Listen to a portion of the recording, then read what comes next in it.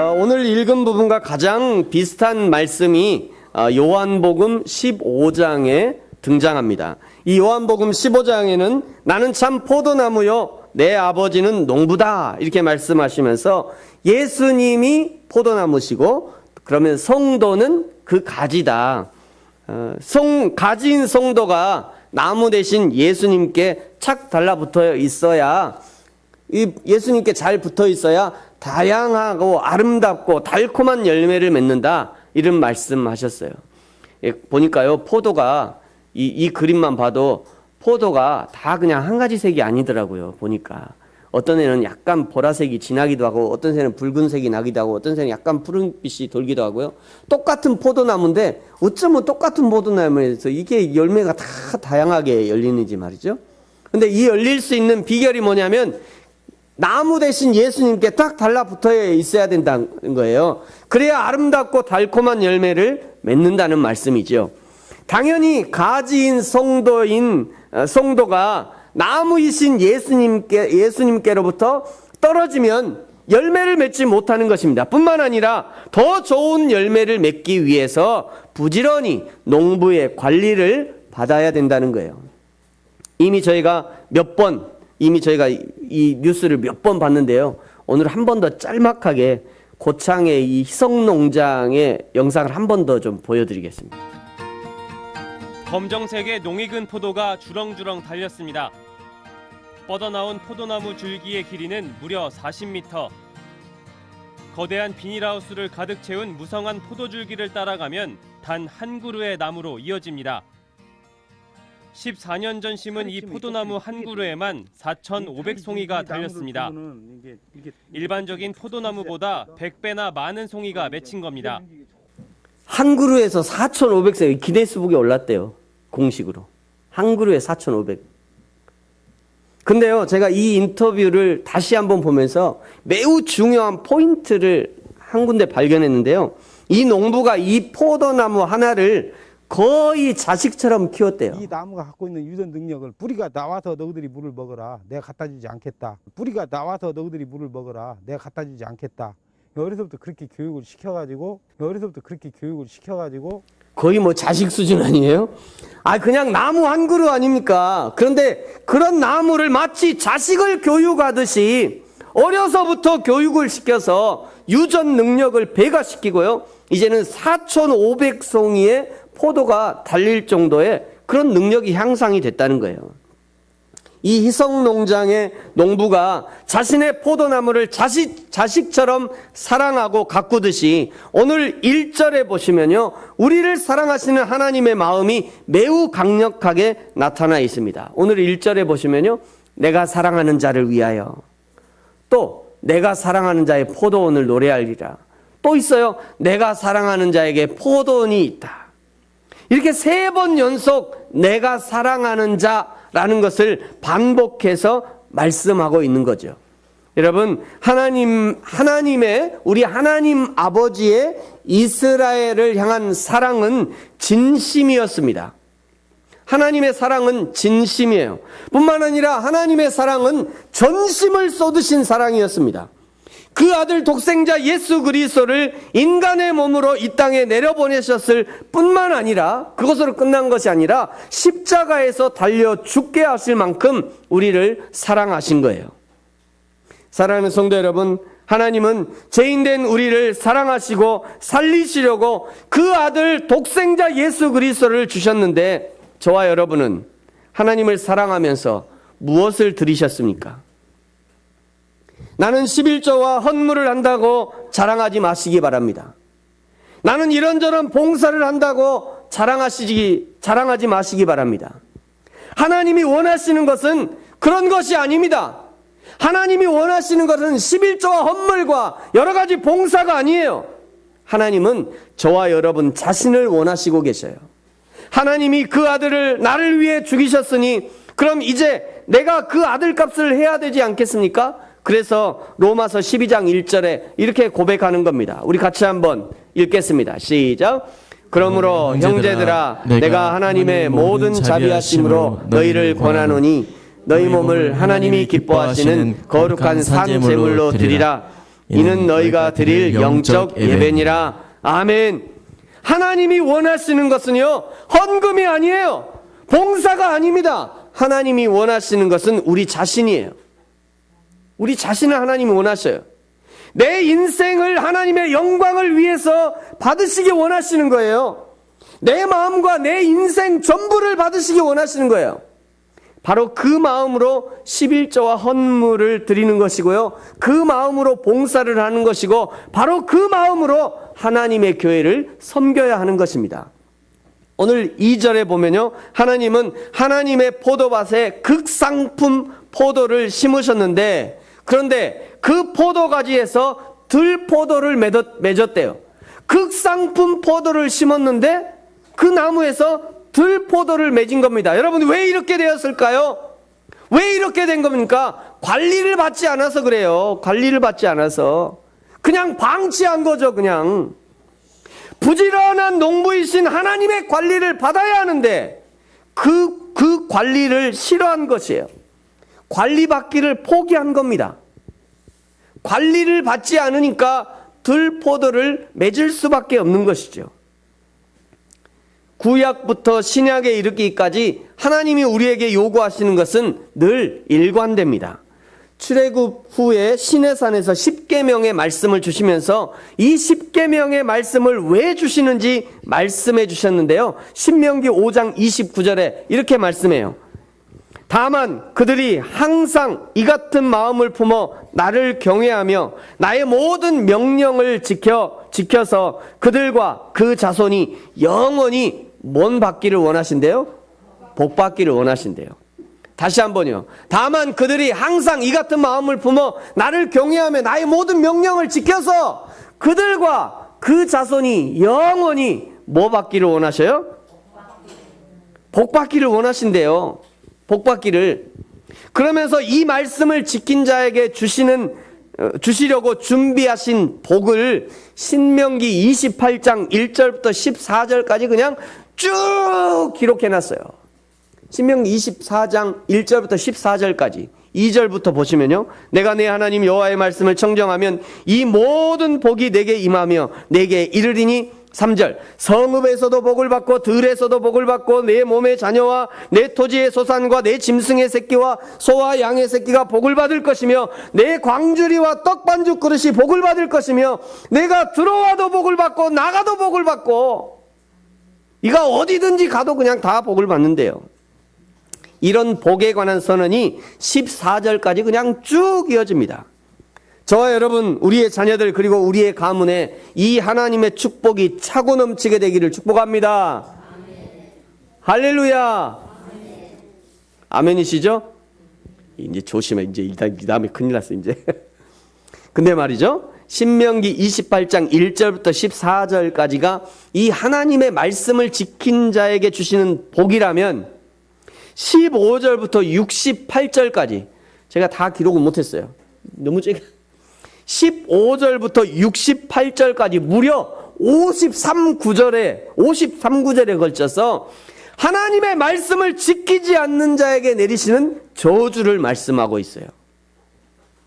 1절부터 14절까지는 축복을 말씀하는데 14절 축복을 말씀하시는데 그 다음부터 53구절에 걸쳐서 하나님이 내리시는 말씀을 지키지 않는 자에게 내리시는 하나님의 저주를 말씀하고 있다는 거예요.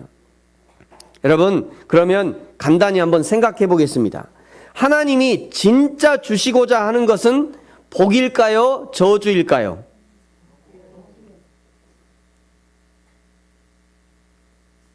다시 한 번만 묻겠습니다. 하나님이 진짜 우리 성도들에게 주고 싶은 것은 복을 주고 싶은 거예요? 저주를 주고 싶은 거예요? 진짜요? 당연히 복이죠. 당연히 복이에요. 부모들은 알 거예요. 예? 우리 자녀들에게 잔소리를 많이 하는 이유는 뭐예요? 잘 되라고 하는 거잖아요. 하나님도 마찬가지라니까요. 부모님들이 자녀들에게 잔소리하는 이유는 복 받으라고 잔소리하는 거예요.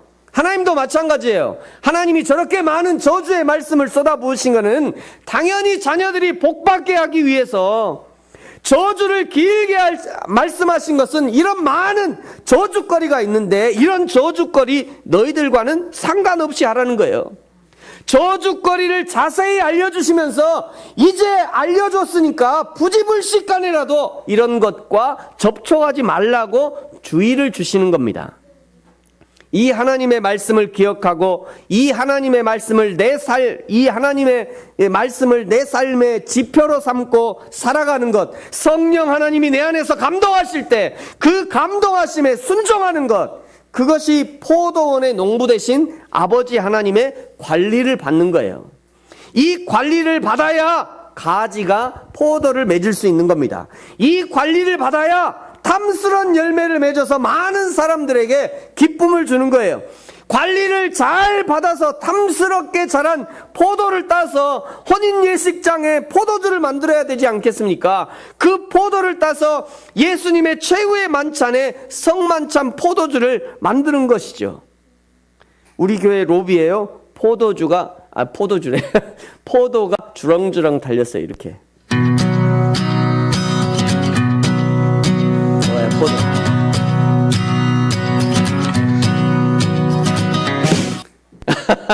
여러분 못 보셨죠? 제가 사다리 타고 올라가서 이게 찍었습니다. 참 신기하죠. 내가 오늘 이 설교를 준비한지 어떻게 알고 이렇게 미리 포도를 달아놨는지. 이렇게 장식을 해놨어요. 여러분, 그런데 이 포도가 말이죠. 이 포도가 시원찮아. 끝물 포도 같아. 단맛이라고는 없고 신맛뿐이야. 만약에 여러분 같으면 어떻게 하시겠습니까? 여러분 같으면 저 포도가 영 시원찮아. 어떻게 하겠어요? 누가복음 13장에는요, 이 포도원의 주인이 열매 맺지 못한 포도나무를 어떻게 하는지를 기록하고 있는데요.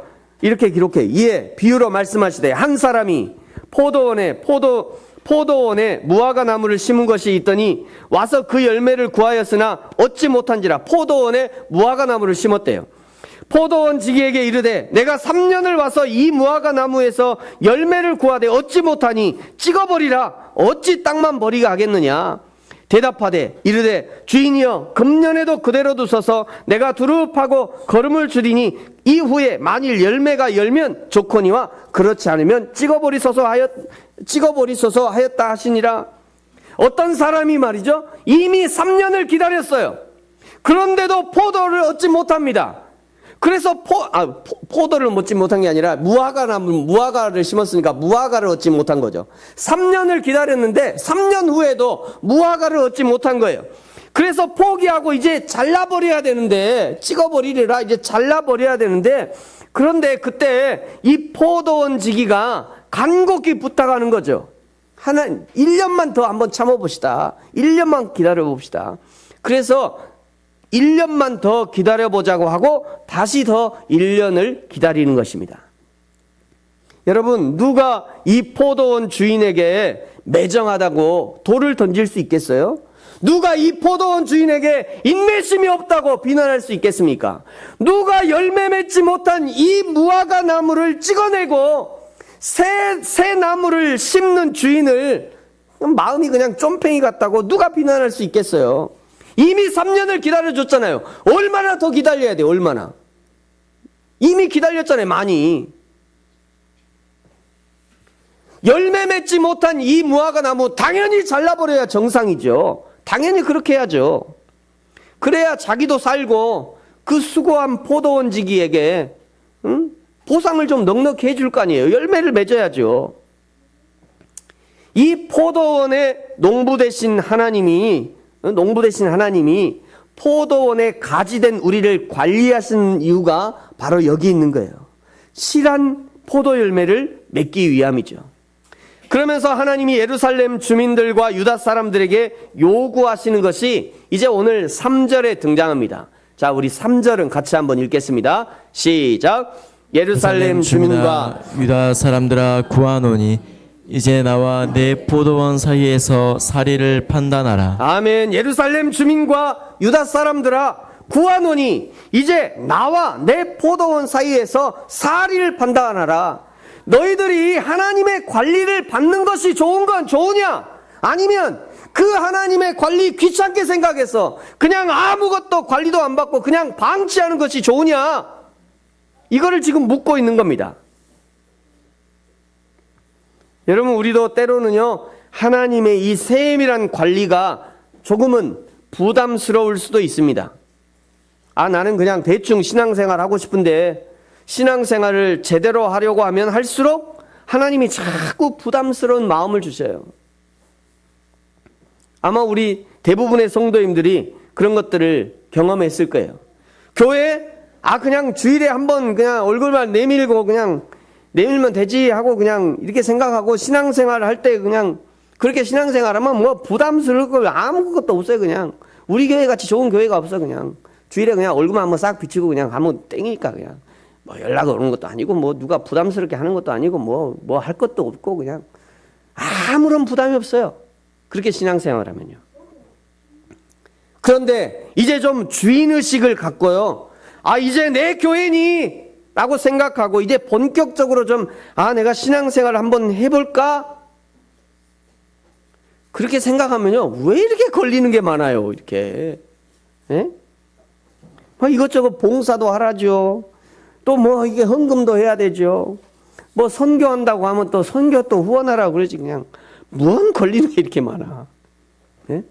막 이런 것들이 부담스러워서 아이고 안 되겠네 그냥 다 포기하고 나 이전에 했던 대로 그냥 하자. 이게 또 쉽게 안 됩니다. 이게 안 돼요. 왜 그러냐면 한번 하나님의 은혜를 맛보고 나면요 뒤로 물러가기가 쉽지 않아요. 한번 하나님의 은혜를 맛보고 나면 쉽지 않습니다. 한번 하나님의 은혜를 맛보고 나면 그 수준 이하로 가기가 이게 쉽지 않아요. 이 성령께서 계속 내 마음에 부담을 주시는 겁니다. 그때 하나님 앞에서 사리를 판단하라는 거예요. 지금 성경이 얘기하는 겁니다. 너희가 그때 사리를 판단해보라. 그야말로 주판을 한번 튕겨보라는 거예요.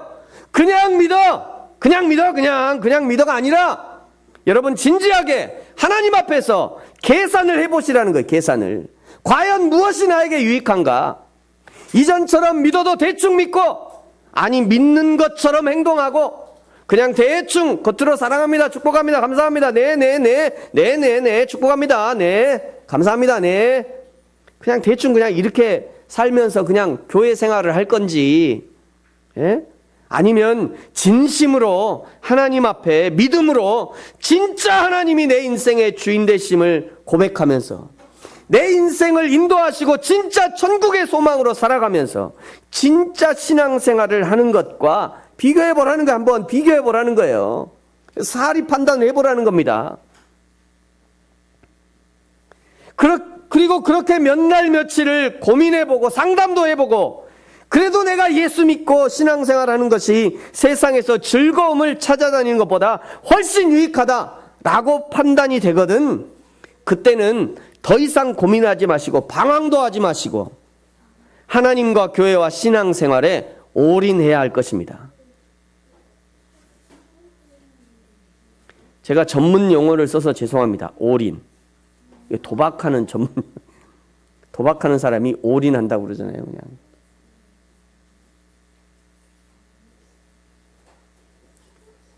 여러분 그럼에도 불구하고 내가 바르게 신앙생활하는 것 그것이 나에게 유익하다라고 여러분 사리가 판단이 되거든 그때는 더 이상 방황할 것이 없습니다. 하나님과 교회와 신앙생활에 올인해야 될 것이에요. 우리가 하나님께 올인하면 하나님도 우리에게 올인하실 거예요. 그리고 그것이 금세와 내세에 훨씬 안전하고 복된 생활이 되는 겁니다. 그러므로 이제 그런 복된 삶을 살기를 원한다면 오늘 6절에 있는 것처럼요. 농부 대신 하나님이 가위를 가지고 웃자란 가지를 자르고 엉뚱한 곳으로 뻗어가는 가지를 잘라낼 때 그 가위질 싫어하고 도망가지 말고 그 가위질 아프다고 거부하지 말고 그저 나는 십자가에 죽었으니 아버지께서 원하시는 대로 나를 다듬어 주십시오 해야 할 거예요. 농부 대신 하나님이 내 뿌리 쪽에 흙을 복돋아 주시거든 답답하다고 그냥 걷어차지 말고 숨 막힌다고 무겁다고 그냥 싫어하지 말고 묵묵히 감당해야 돼요. 이런 것은 내 스타일 아니야 라고 포기하지 말고 농부이신 하나님이 만져주시는 대로 묵묵히 순종함이 있어야 하는 것입니다. 그래야 겨울이 지나고 봄이 되면 실한 열매를 맺게 되는 거예요. 여러분, 하나님 앞에 쓰임 받는다는 것은요, 결코 쉬운 일이 아닙니다. 아무것도 하지 않고 아무 관리도 받지 않고 그냥 잡초가 무성한 그대로 있어서는 결코 쓸만한 열매 하나 내어놓지 못하는 거예요. 몹쓸 들포도가 될 뿐입니다. 여러분, 6절을 보십시오. 이런 이스라엘 백성들의 실상을 그대로 보여주고 있어요. 하나님이 가지치기도 못하고 복을 거두지도 못하면 찔레가 나게 되는 것이고요, 가시가 나는 거예요. 또 구름에게 명하여 그 위에 비를 내리지 못하게 한다는 겁니다. 그러니 들포도를 맺을 수밖에 없는 거죠. 하나님이 아무리 좋은 포도밭을 만들고 싶어도 하나님의 손길을 거부하면 도무지 방법이 없는 것입니다. 오늘 7절에요. 이 포도밭 비유가 무엇을 말씀하시는 것인지 알려주십니다. 우리 7절 같이 한번 읽어볼까요? 시작. 무릇 만군의 여호와의 포도원은 이스라엘 족속이요 그가 기뻐하시는 나무는 유다 사람이라. 아멘. 포도원은 무엇이래요? 이스라엘 족속이래요. 나무는 뭐예요? 유다 사람들이래요. 원래 하나님이 원하시는 것은 무엇이냐면 하나님의 정의를 바라셨어요. 또 하나님의 공의를 바라셨습니다. 이스라엘 백성들과 유다 사람들이 하나님의 공의를 실천하고 하나님의 정의를 실천하는 그것을 공의와 정의의 열매를 맺기를 바라셨다는 거예요. 그런데 그렇게 기대했던 이스라엘이 하나님이 원하시는 공의와 정의를 내버려버리고, 이 공의와 정의를 내버려버리고 아무짝에도 쓸모없는 포악이라는 열매를 맺은 겁니다. 비명소리 가득한 부르짖음, 몹쓸 포도원이 되어버렸고 들포도만 잔뜩 맺었다는 그런 말씀인 거예요. 오늘 신약을 사는 저와 여러분이 바로 영적 이스라엘 족속이요, 저와 여러분이 영적 유다 사람들입니다.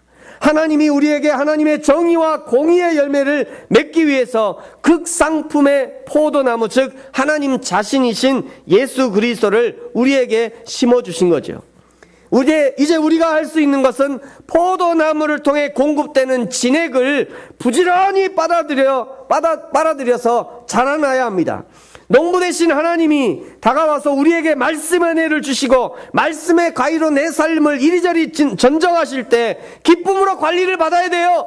이 하나님의 관리를 받아야 됩니다. 농부 되신 하나님이 내 삶의 밑동에 은혜의 흙을 덮어주실 때 답답하다고 내치지 말고 믿음으로 견뎌내야 돼요. 때로는 눈물을 흘리면서 견뎌내야 될 것입니다. 그렇게 눈이 내리고 차가운 겨울바람을 다 이겨내고 나서야 드디어 찬란한 봄날이 되면 움이 돋고 꽃이 피고 드디어 아름다운 열매를 이렇게 맺는 거죠. 공의와 정의와 그 하나님의 열매, 포도나무의 열매가 풍성하게 맺혀서 드디어 하나님의 공의와 정의를 실천할 만한 그런 사람이 되는 거예요. 그때 이 열매를 들고 하나님 앞에 나가야 되는 겁니다. 극상품의 포도 열매를 들고 하나님 앞에 나아가는 거예요. 극상품의 포도를 맺어서 결혼식장에 포도주 내어놓아야 되지 않겠습니까? 예수님께서 최후의 만찬에 쓰실 그 포도주를 만들어야 되는 거죠.